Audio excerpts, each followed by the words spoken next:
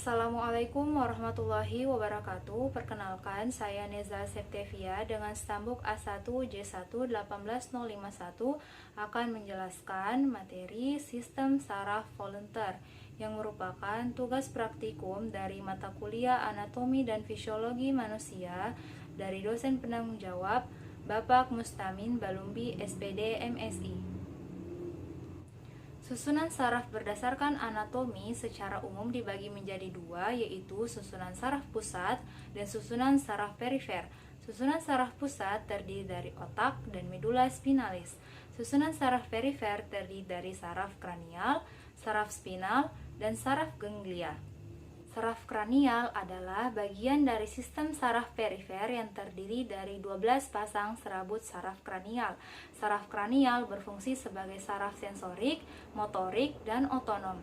Saraf kranial yang berfungsi sebagai saraf sensorik terdiri dari saraf olfaktorius, saraf optik, dan saraf vestibulokoklear.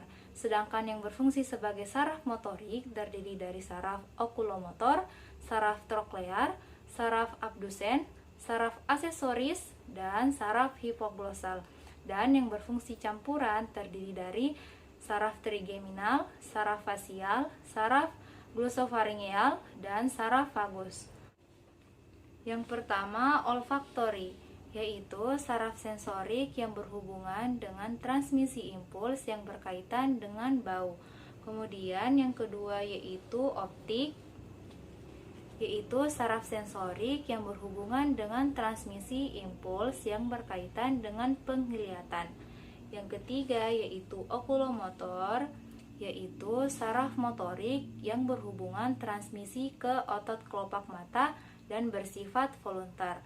Dan yang menuju bola mata mengatur cahaya yang masuk ke mata dan memfokuskan lensa sifatnya involunteer.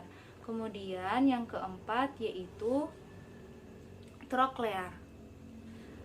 Saraf troklear berhubungan dengan pergerakan mata yang tidak berhubungan dengan okulomotor dan sensor untuk kedudukan sarafnya bersifat volunteer.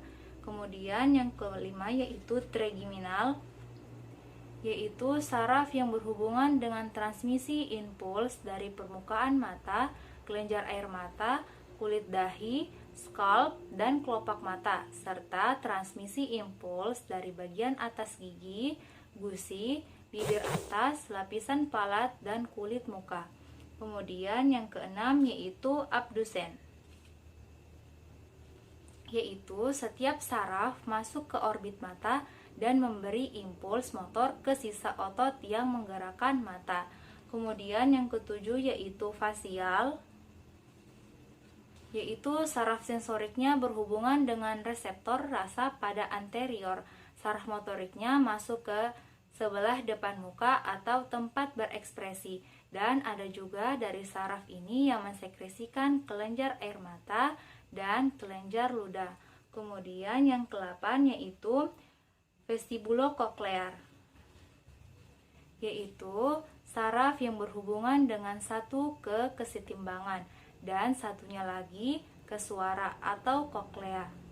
Kemudian yang ke-9 yaitu glosofaringeal, yaitu saraf yang berhubungan dengan lidah dan faring. Serabut sensorik membawa informasi ke otak dari faring, tonsil, posterior lidah, dan serabut motoriknya berinervasi dengan faring untuk proses menelan. Kemudian yang ke-10 yaitu vagus, di mana saraf ini menjulur ke bawah melalui leher, ke dada, dan perut atau abdomen. Dan saraf ini juga berhubungan dengan berbicara dan menelan. Sistem saraf otonom mengirim impuls ke jantung, otot, polos, dan kelenjar pada toraks dan abdomen. Kemudian yang ke-11 yaitu aksesoris, di mana setiap cabang kranial bersambungan dengan saraf vagus dan membawa impuls ke otot dari palat halus, faring, dan laring. Kemudian yang terakhir yaitu hipoglosal, yaitu melalui lidah mensuplai serabut motorik yang menggerakkan lidah pada waktu berbicara, mengunyah, dan menelan. Baik, sekian dari saya. Terima kasih. Lebih dan kurangnya mohon dimaafkan. Wabillahi taufiq wal hidayah. Assalamualaikum warahmatullahi wabarakatuh.